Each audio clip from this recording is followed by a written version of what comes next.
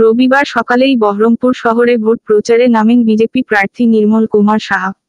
বহরমপুর পৌরসভার অন্তর্গত মধুপুর বাজার এলাকায় বহরমপুরের বিজেপি বিধায়ক সুব্রত মৈত্রকে সঙ্গে নিয়ে ভোট প্রচারে নামেন তিনি।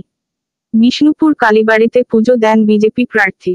তিনি দাবি করেন, প্রচারে প্রচুর সময় পেয়েছি, বিজেপি সবার প্রথম প্রার্থী তালিকা ঘোষণা করেছিলেন, সেই সুবাদে আমরা এগিয়ে থাকব।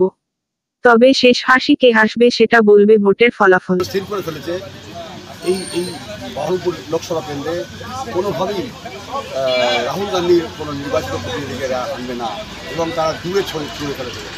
এবং মমতা সরকারের যে দুর্নীতি, যে অবক্ষয়, যে তোলাবাজি, যে জুলুমবাজি, মানুষকে অত্যাচার করা, এটার একদম অবসান ঘটবে এবং পরিবর্তন আসন্ন।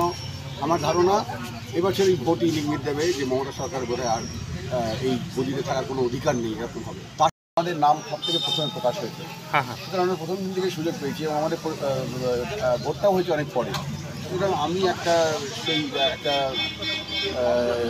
সুখী লোক যে আমি অনেক দিন প্রচারের সময় পেয়ে গেছি।